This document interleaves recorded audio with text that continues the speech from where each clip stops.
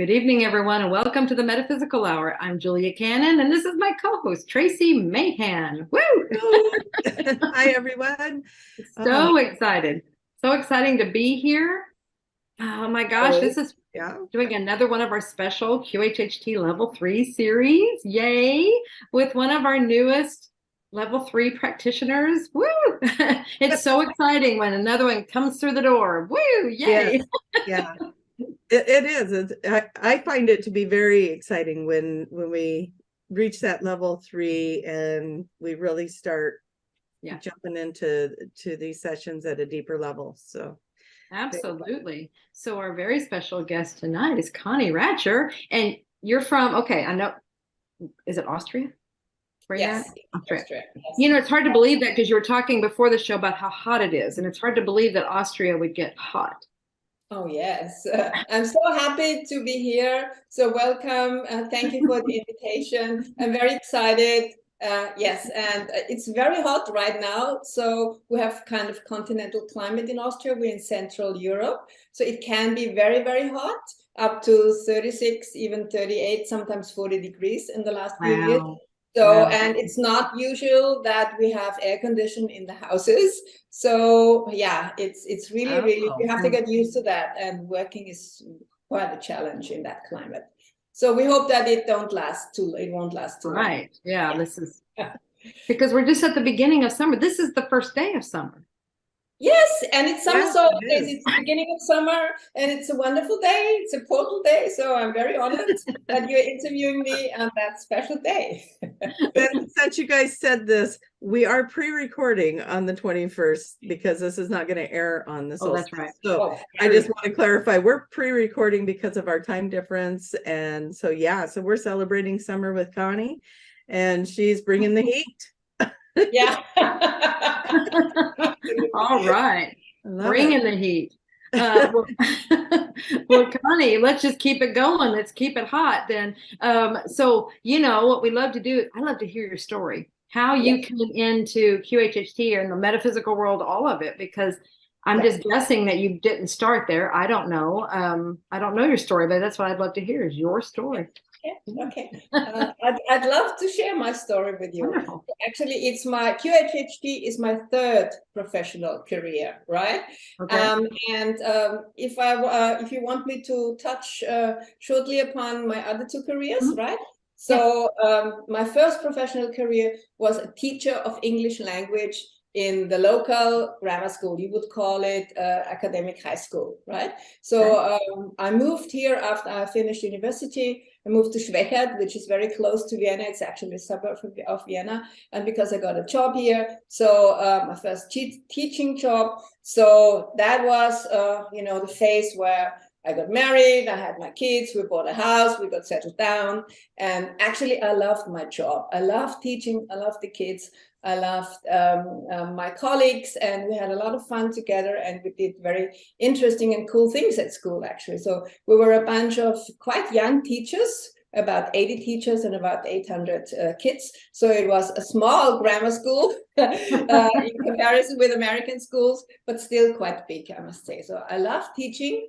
And, I have a kind of body mechanism inside me, which tells me when I'm done with a certain activity. And I did it for 25 years, so that was quite long. So my kids were already grown up and they had left school themselves. And so I got this feeling, I don't like that anymore. I have to change. I don't know why. But, when you don't do your job with passion anymore, you don't like to get up in the morning and go to school and do the teaching. And so I thought, okay, I have to do something else. And, in the meantime, I had done several trainings as a life coach and also a training as a feng shui practitioner.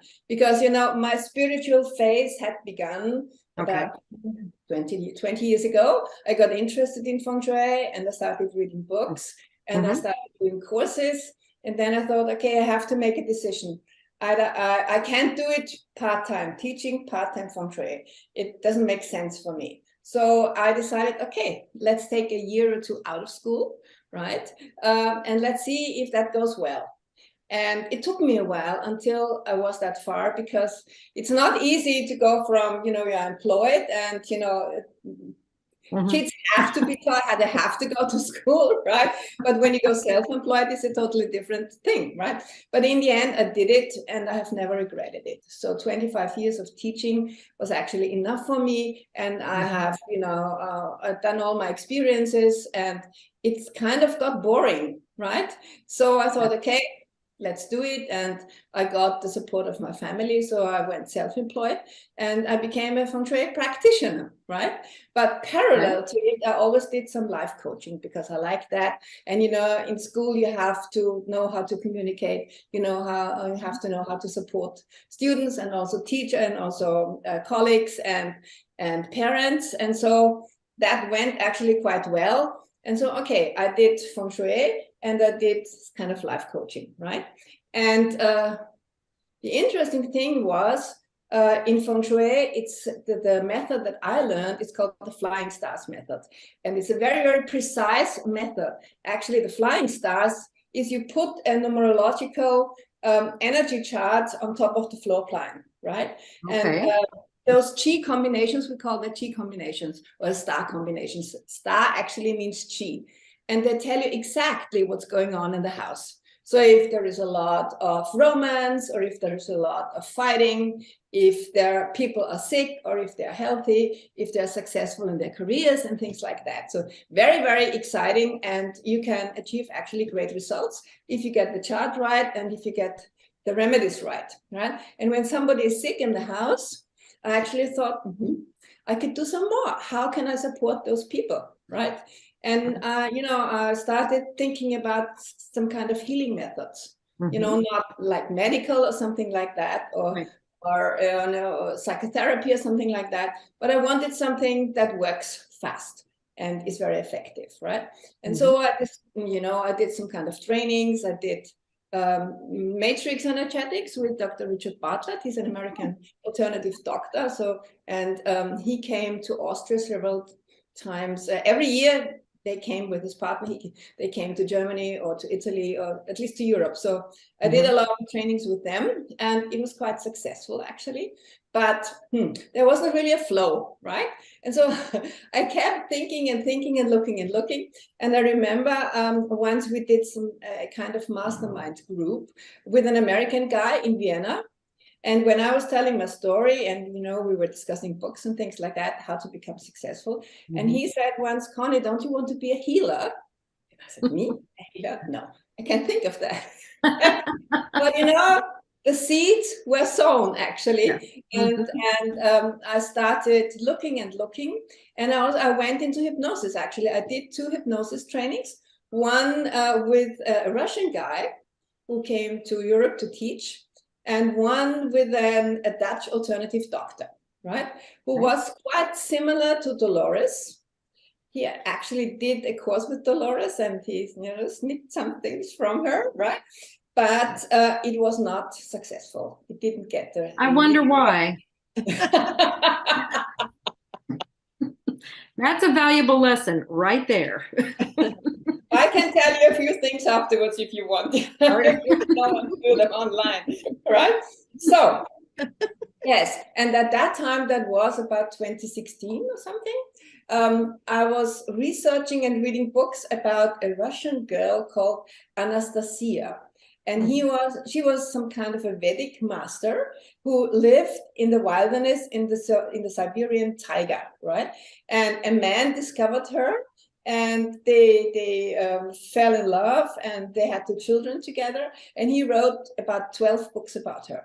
And actually, I didn't know those were a true story. I heard of them when I was in Russia. They were always, it was a big rave, these books.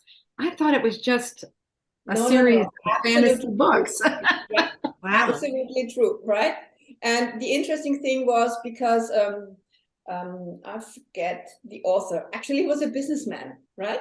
And he discovered her, and she dictated the books to him, and she incorporated some kind of a magical language, magical word, and it had a very big effect on the people, right? And at that time, I was watching videos and things like that and reading the books. And one day I was on YouTube, And who came up? Dolores Cannon. Right? Just does that. just like that. And I got really hooked on her, right? So I watched some videos, and then I ordered the book. The first book was The 3 Waves of Volunteers and the New Earth. And I still remember some sentences screamed at me, like, you have to spread your energy, you have to go out, and you have, just be there. And I had felt that before. So, like, I have to go on public transport and just sit there in the train and be there, not even consciously spreading my energy, but just be there. Or go to the supermarket and just be there, right? And I felt so confirmed when I read the book, right? And so I said, at some point, that was maybe after a year, so I have to do the training. It's really interesting. So when I had the money together, and I bought, now I can't think when I had the money together, because now it's so nice to make money with this method, and just, clients come streaming in. So actually, when I was a feng shui practitioner and a coach, it was not easy to get enough clients to make enough money, right? But with QHHT, it was never, ever a problem, right? Even when I worked with the other methods, I practiced them, but I just didn't get into the flow, right? So I bought the course, and after I watched the first video, I knew that was the right thing for me, right? So I just loved the way she was teaching, and I was happy, and I was in the flow. And I know we're all guided there. So certainly I was guided to this school as well, and it flowed. It was absolutely perfect. So I finished the course, and then I started practicing, and of course I had a lot of friends and also clients from feng shui, and so gradually my feng shui clients became QHHT clients, because when I had they had problems, and okay, why don't you want to look at it from a different perspective? And it flowed, and it was very easy, actually.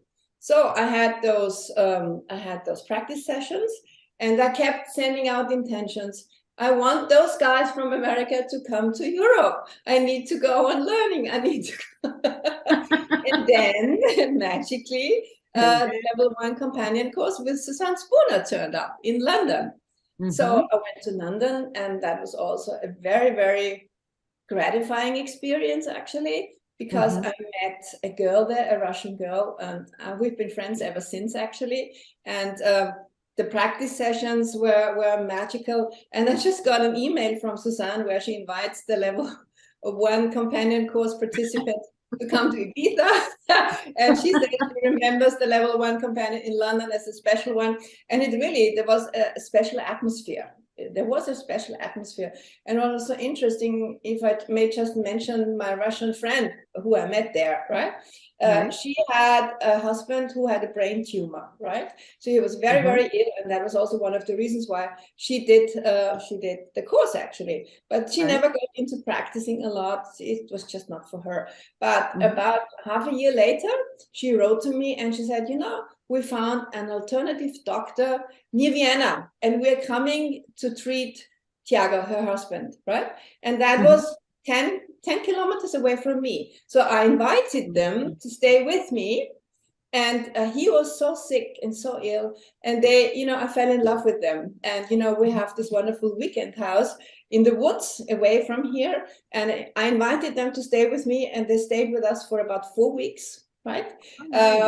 And I taught them how to cook and how to listen to music and how to have a good time. And of course, we also had a session with Tiago. And I remember, that was before level 2. I remember one question. He wanted me to ask if he should take chemotherapy, right? So we asked ourselves, should he do chemotherapy? And the answer was no, if he connects with the Creator, right? You have to connect with the Creator. Yeah. But unfortunately, I don't know if he managed it, but they did all kinds of alternative treatments, but in the end he died. So about, I don't know, a year or 1.5 years later, right? But that was a sad story, but I think just not everybody is meant to live, they have to make their own experience. Well, and that shows you, see, there's more to it, that he got instruction, he got what to do, and then it's up to the person to do it or not. It's free will, what you want to do, if you want to take, if you want to heed the advice that you get. And you know, I told him, you have to listen to the recording, you have to listen to the recording. And he kept on listening to all kinds of different spiritual things, but I guess he was never into it, right? He was never really into it. I mean, you can listen to the recording and not really hear it, right? That's what I've also noticed with clients, actually, right? Yeah, you can't do it for them. No. Yeah, there's a belief. I mean, people, I think they kind of flippantly go, oh, believe, you know, something like that. That's a huge factor, to believe what is going on, because that's what dictates everything. And if you don't believe it, you're like, oh, whatever, you know, you're doubting it, you are closing it down, you're countering it the whole time. So you've got to give so much to that. You've got to believe what's happening here. And the more you listen to that, the more it will. I mean, you could say it's brainwashing. Well, fine, I'll say it's brainwashing, but you know what that's doing? That's rewiring that mechanism up here that's got you where you are right now. It's a conscious brainwashing, isn't it? You wash your brain yourself, right? Well, I was going to say it was brainwashing that got him in that place, and that belief system. Exactly. So like what sometimes we'll say they'll say we're rewiring the brain. That's what they're meaning. They're reworking the thought mechanisms and how everything works up here, and flushing out the other junk that's been in there the wiring of the recording that's been there. Putting in a new recording. That has to be you consciously doing that, just choosing to push that button, or you know, to say play on that recording, and okay, now go in here and rework me. I talk to my clients often about Joe Dispenza, because in his workshops, he teaches exactly that. And he shows videos about that. So it makes it easier for them to understand what's going on in the brain if you listen to it. Because sometimes, you know, they just take notes, they write down the most important thing, and they tell me about it, and I say, no, you can't do that. But in addition, you have to listen to the recording, because it's a special energy, it's a special vibration, and you have to keep up the vibration going. And that's very, very important, right? Yes. Yeah. Absolutely. So let's go on about about level 2. Right. So, okay, there was level 1 companion course. So, okay, I needed to do level 2, right? So I needed the guys to come to Europe, right? And I was very close to booking Sydney. I think that was in 2019, right? So I thought, okay, should I go around the globe for a workshop, for a week-long workshop? So in the end, I decided not to. But a few months later, you guys came to Oxford, to England, and I was so happy that it worked. So all my intentions, which I sent out, they worked. Right? And so now you know why you were called there. Yeah, powerful manifester. Love it. You know, when I want something, I really work hard for it, and I keep, you know, sending out those intentions and imagining, but it works out. And the level 2 workshop in Oxford was really, it was a very deep going experience.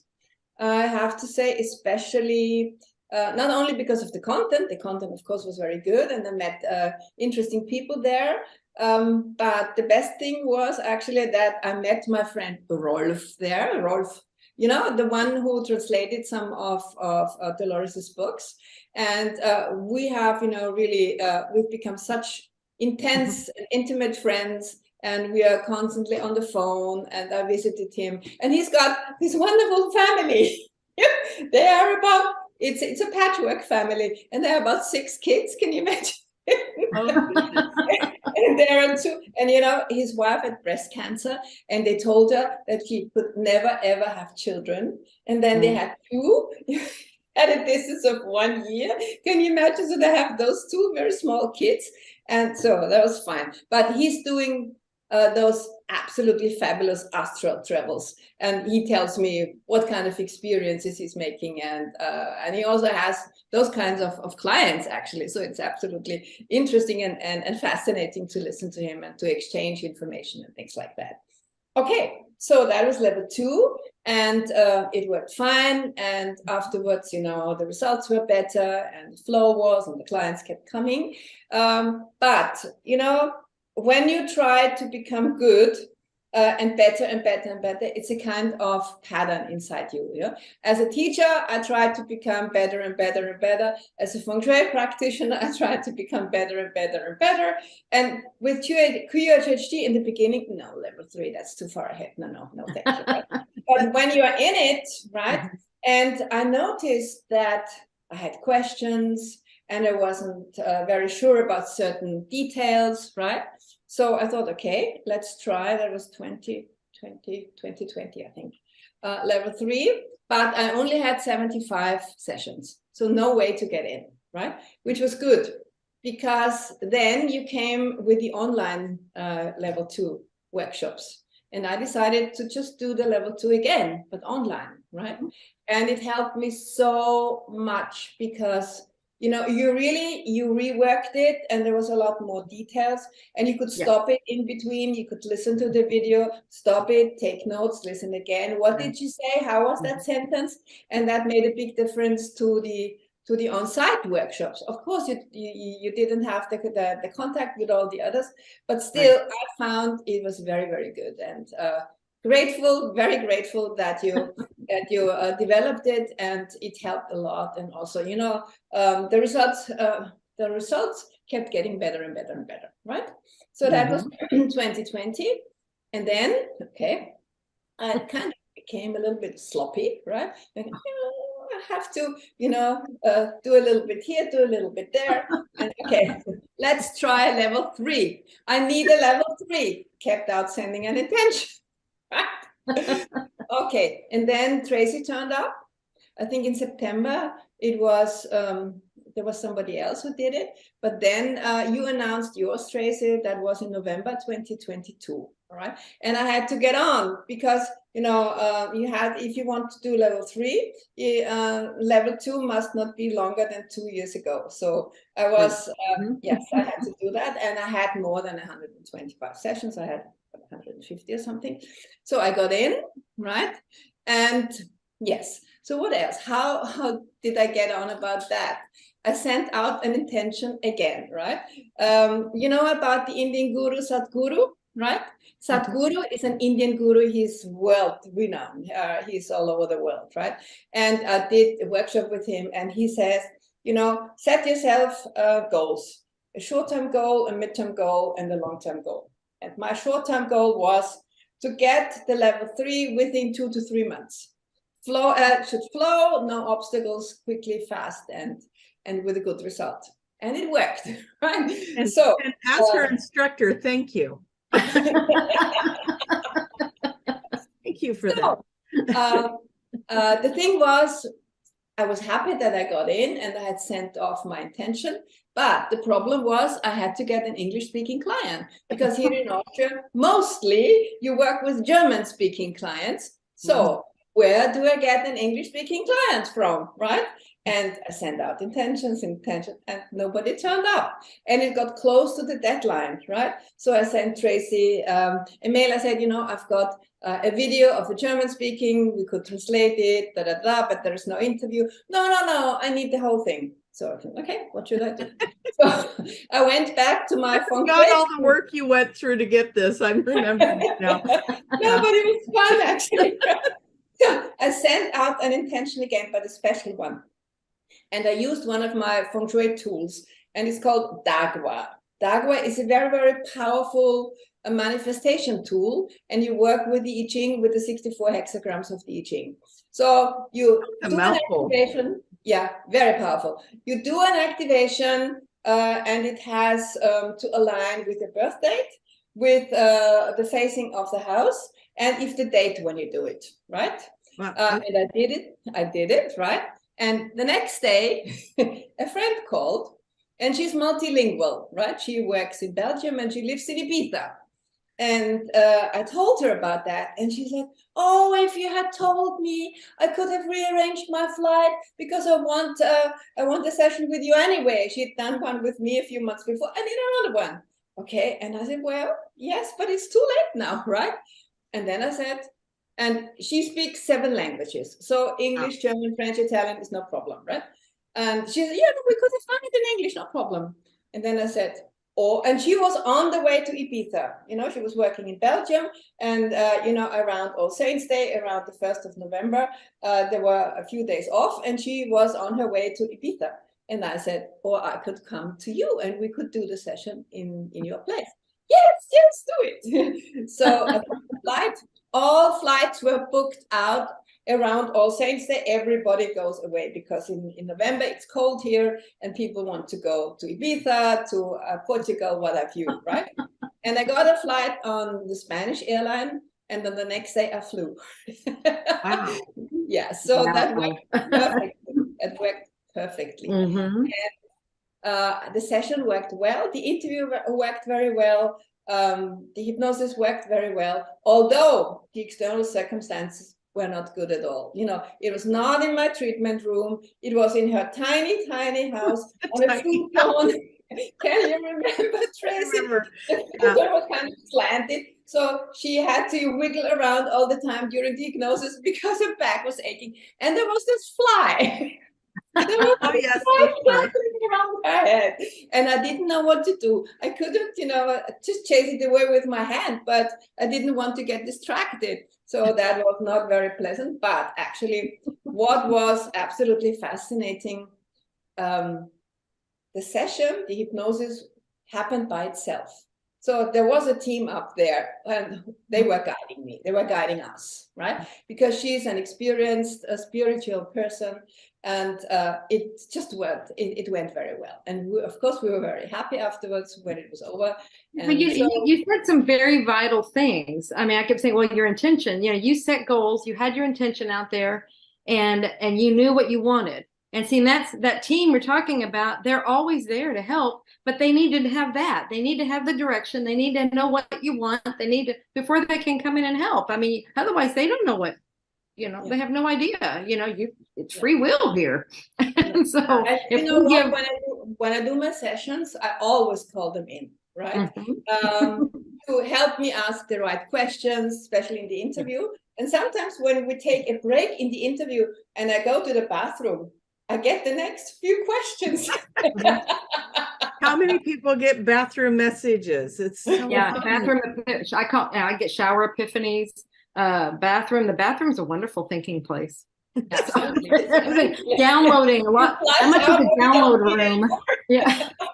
Yeah, the bathroom is a download room. So. I love it. Yeah. So I had all the preparations ready for level 3. And then I kept sending the videos, which are huge, huge files.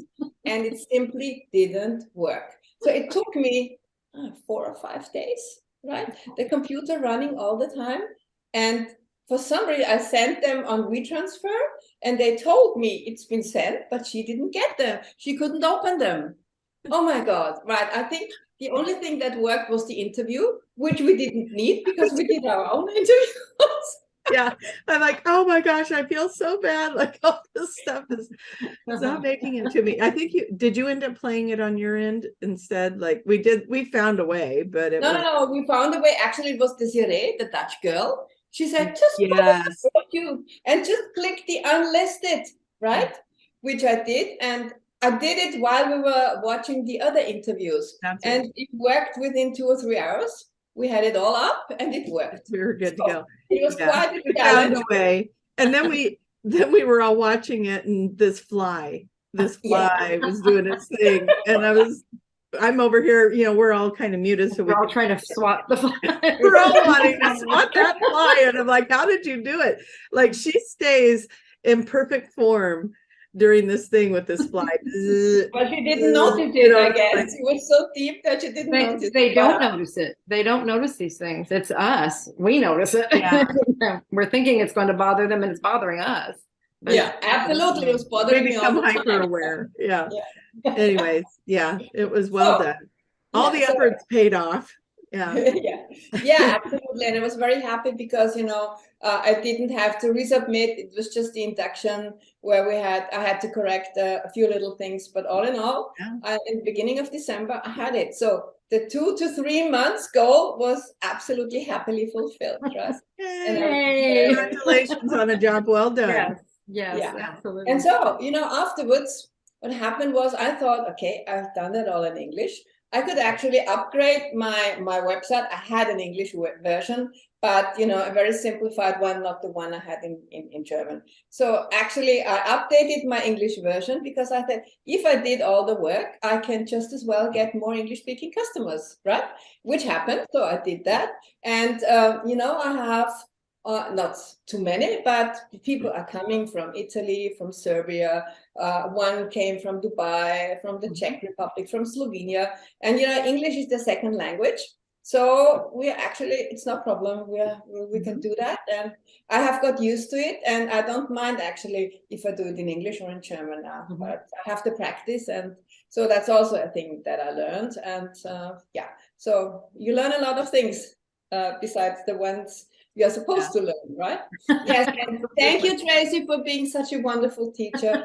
You were so loving, so supportive, never putting anybody down, never being judgmental. And, in the beginning, that was quite a shock when we had to interview each other because we didn't expect it. But actually, it went very well. I remember beautiful way to get to know each other and bond the class. It's amazing. Yes.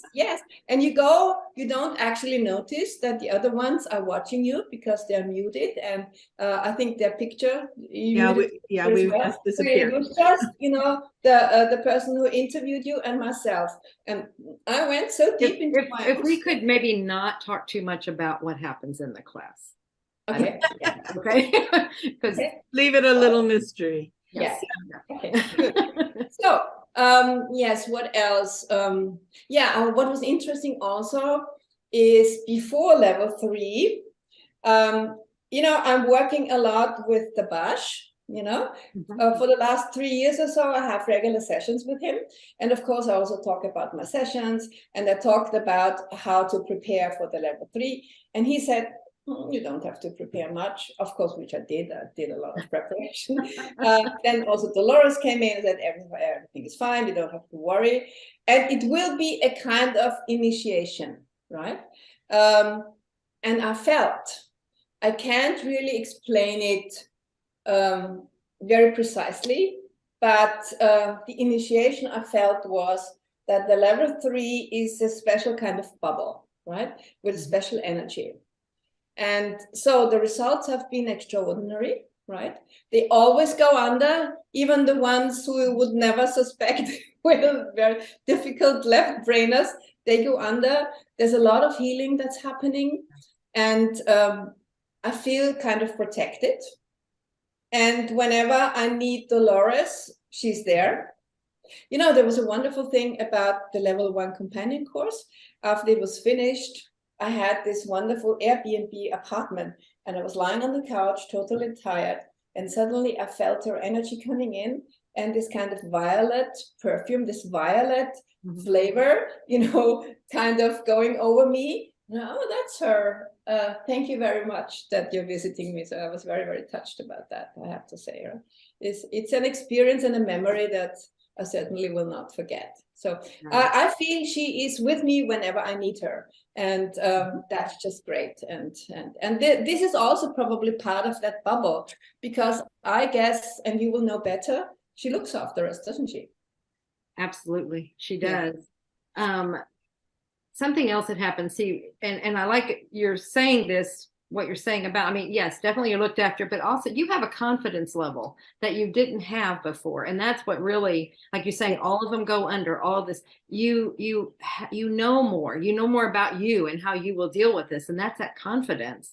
And that's what we teach with everything is, the more confident you get through this understanding, it's not just false confidence. Oh, I can do anything, that kind of stuff. It's, as you keep practicing, this, and it's that confidence. And then like after you've been fine-tuned in level 3, It's those little bitty, I mean, and granted, they're tiny little adjustments, aren't they? Yes. Tiny little things, but those. And it takes a while until you get that confidence, until you can say, now I say, I know it always works. Yes. Because they say, what if I don't go under? What if I go to sleep? What if this happens? What if I don't see anything? And I said, just trust. It always works. And I believe it. In the beginning, I said it, but I didn't wholeheartedly believe it because I didn't have the experience. And also with the healings, you know, I know they're getting what they're meant to get. And it's not always the perfect healing. But I have learned that when they don't always get the perfect healing, it's for a reason. You know, for example, yesterday, I had a wonderful woman and none of her physical challenges were healed. None. They just said, I mean, not a lot. She didn't have a lot of problems. But with each, they said, you know, she had acid reflux. No, because her words are sharp and it will heal itself if she stops using the sharp words, right? Then she had cataract. And that's how it is with a lot of them. It's like, this is our indicator to you. This is our sign. If you don't stop this, we can't stop this unless you stop this. And it's like, this is always here to remind you. So if we took it away, it's going to come right back if you don't stop. Yes, absolutely. So they were so clear and so outspoken, and I tried to negotiate. Sometimes I try to negotiate with them, but they won't, right? Sometimes you can negotiate with them and you can persuade them to heal, but sometimes you can't. There were certain aspects, you know, with 5 or 6 aspects, you can persuade them to heal, but with the last one, you just can't, and you have to accept that as well. But it ultimately comes down to that client has to do their part. They got to do the work. They have to do their part. They have to be listening and being in agreement that they are willing to make those changes. And because there's always, if there's an ailment, a physicality thing going on, there's almost always something they need to change or look at to allow that to be released. And if they're in denial or don't want to do the work, or, you know, they thought they were going to come in for a magic wand treatment and walk out healed, you know, then they go back to their old habits, right? Yeah. I mean, I had a client a few weeks ago, and that was really tough. She had a lot of things, but the worst thing was breast cancer. But really a big one, a big tumor almost coming out of her breast, right? And so they healed all her other things, but they didn't heal the tumor because they said, that's a warning. And she has to find her own way. She has to believe in her own healing abilities, right? And we cannot take that away from her. So they said that several times. We cannot take that away from her. She needs that, right? Yeah, see, and that makes sense. See, and that's the thing. You want to get to that kind of an answer. You got to get to the bottom until you get a really good, solid answer. And when they say if that can't make, because that could have been her whole purpose in life. And then this is what was getting her to that, to be a healer, to be whatever, you know, she's got to learn. Because what do we know about breast cancer? I'm just going to use this as a teaching moment. What do we know about breast cancer? You know, that's about nurturing. Their lack of nurturing self, something. So probably in order for her to go through this process, she was going to have to learn to really love herself and nurture herself, take care of herself. And in that process, she was going to be learning wonderful, wonderful ways to help others to heal. So you can see how that translates, you know. So sometimes the SC gives an answer like that. That's what it's about, is this was created to get, you know, it's still trying to tell her something. She's trying to get a message, but the message is, you've got to do this for you. Sometimes you have to heal yourself in order to proceed on your path. Yeah, but sometimes that can be quite tough. I'm in touch with her regularly. We are on the phone, and, you know, when she's really desperate, I try to cheer her up and, you know, point out some different modalities that she could do. And now she's doing a homeopathic treatment and things like that. But when somebody is in deep pain, it is tough. It is a very, very tough learning thing, I guess. You just need to keep listening to that recording. Everything's on that recording. And you know, I don't know if that was, I mean, surely she got the piece that she had to have gotten information about how she had to start loving herself. Yeah, absolutely. Yes. Yeah. Okay, so you want to hear some session stories? Absolutely, yes. I have a few quite funny ones. The first one is about a young man who is in IT, right? And he came to see me with all kinds of communication problems, right? And you know, he felt alone. He had problems. You know, he's gay, and he has problems finding a partner. And his worst thing was he has an orientation phobia.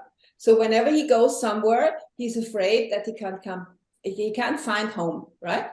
So he was seeing a psychiatrist and some other things as well, right? If the job in the computer business is right and things like that. So he came to me in March, and he had been seeing a psychiatrist since last November, right? And they had come to a certain kind of agreement. They would work together for about a year and then see how it turns out. And he told me that he hadn't seen any results. So he saw him every week for $200 a session. Can you imagine, right? Wow. So he came to me, and everything was sorted out in this session. Everything. So the orientation phobia was due to a past life experience.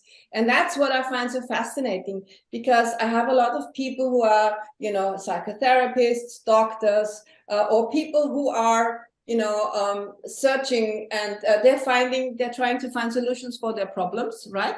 But they can't find the cause of the problems, because they're often in past lives, right? For example, there was one psychotherapist, he says, I have been doing psychotherapy for 30 years and it doesn't help.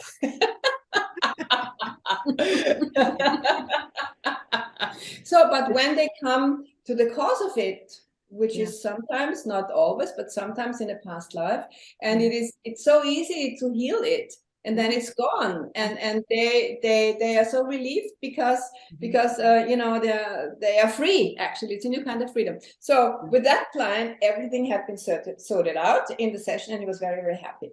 And I said, are you going to continue seeing the psychiatrist? And he said, yes, you know, at least 2 or 3 more times, because we have agreed on that, right? So he went to see the psychiatrist, and he told him, actually, I don't need to see you anymore because I'm good. I'm fine. I've never been better in my life than now. And the psychiatrist said, it's just a high. It will just go away, because he couldn't believe that. So I think he saw him 2 more times. And each time he said, I don't need you anymore because, you know, all my problems have been solved. And then the psychiatrist said, okay, maybe it's some kind of a method of suggestions. You give her suggestions. And he said he didn't get it what QHHT really was. But then he said, okay, I see, I have to accept that you're much better and you don't need me anymore. What kind of institute is that where you went to? And he said, it's not an institute, I just went to see Conny. That's awesome. So, and I was so happy because he wrote me a really long email explaining everything, how that had gone. But it was important for me, actually, because to see that he could keep it up, right? And he was really listening to the recording all the time, and he got into Dolores, and he's reading her books now, and he's getting interested in the subject. And I find that really interesting for IT guys, yeah. And I'm discovering more and more that actually those guys, those so-called left-brainers, they can be quite spiritual as well. And I'm getting them, right? And they're coming to see me. Otherwise, they wouldn't come if they weren't spiritual and right. For something, didn't have right? questions, didn't want to answer. Yes.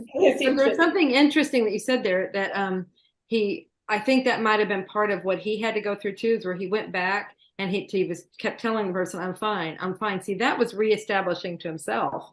Yes. I'm fine. It's all sorted out. It's okay. And so it's him standing up for himself. I don't know if that was part of his stuff, but he had to do that maybe to kind of finish the process. Oh, yes, I think that was very important.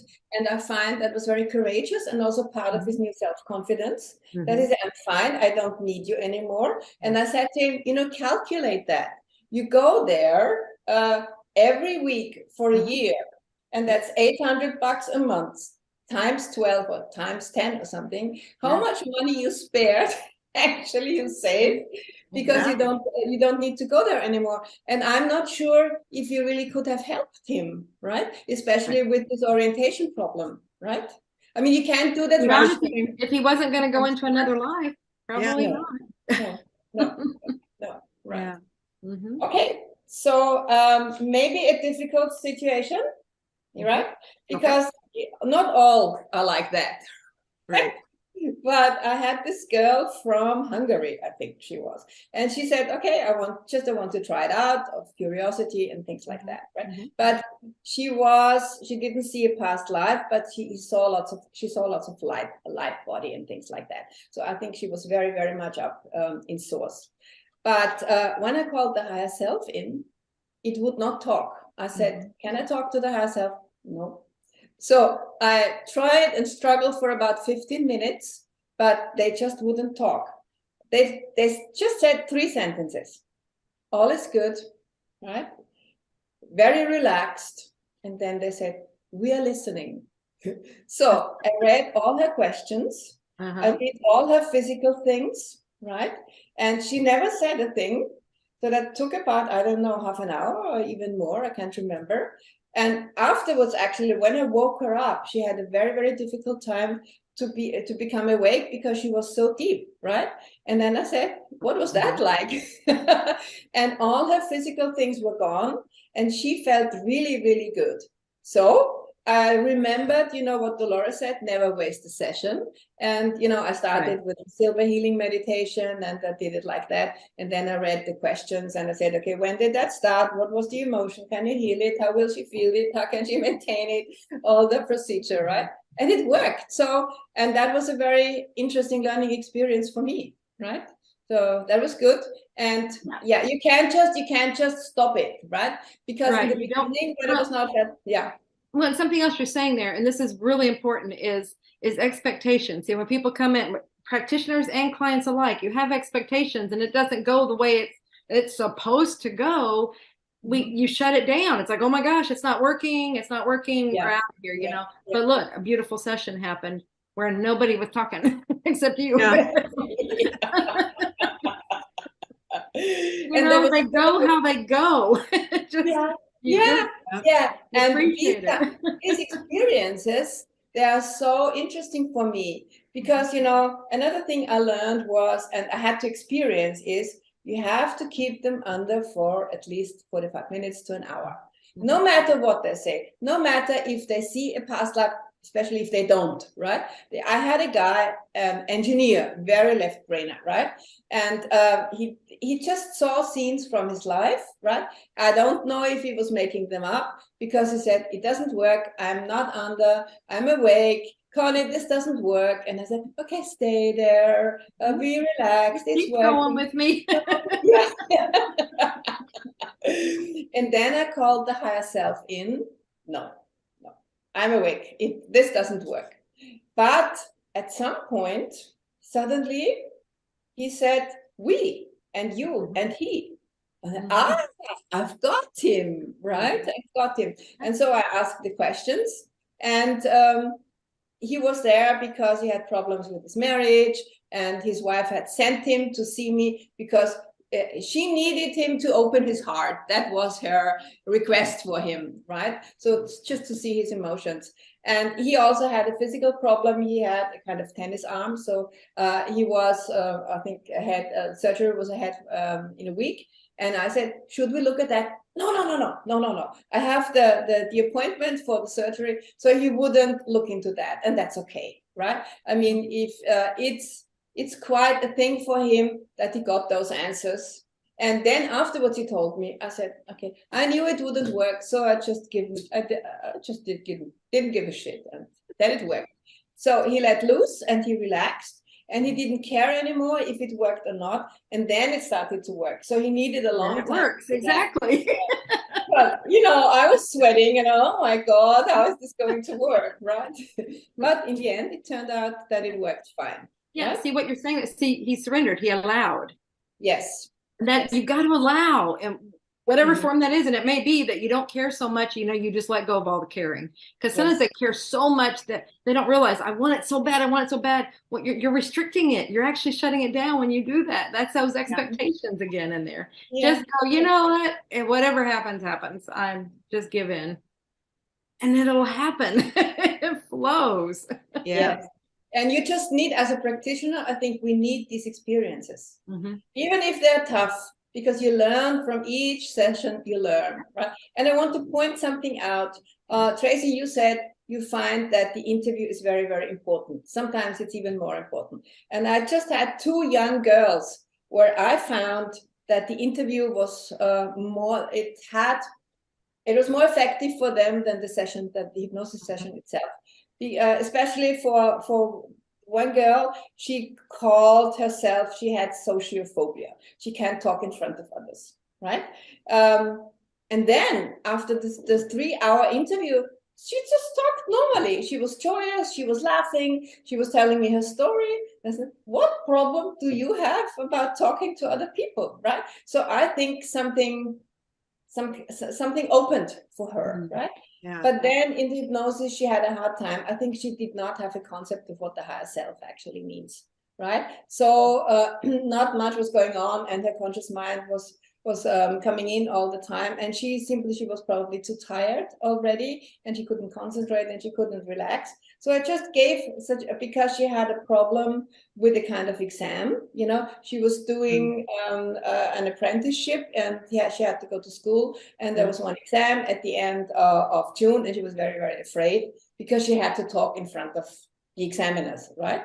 So actually I just also did the river healing meditation, and I gave suggestions that it will be okay, it will be fine, she can, when she studies before, she knows the answers and things like that. So that was also interesting for me. And then there was another one, also a 20-year-old girl, who also had, but she was very, very spiritual. And I mean, the way she was talking to me, that girl was really high up already, right? But what was so interesting, she also had an exam problem, right? So she was at the end of her education, and she was doing a training for kindergarten teachers. And she had a math problem. She couldn't do her advanced math exam, and she'd already done it 3 or 4 times. And that was, and I think in September was the last chance. And I said to myself, I mean, really, why does a kindergarten teacher need advanced mathematics?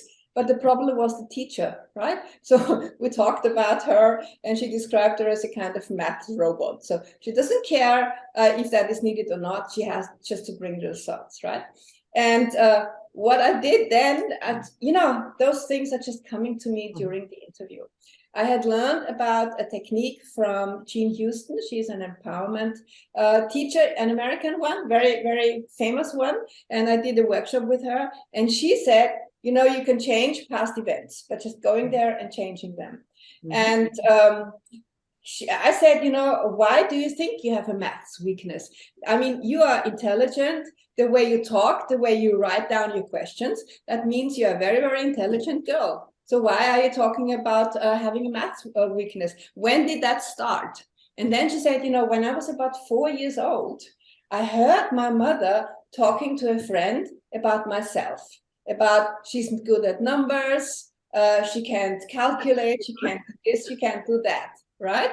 And so I said, okay, close your eyes, and we did a kind of a little meditation. And I said, now you remember your mom talking to her friend, my little daughter, she's very good at numbers. I mean, I'm amazed about the things she can do, right? Reframe it. Reframe it. Rewrite the story. Rewrite. Yeah, you're rewriting history, and it changes everything.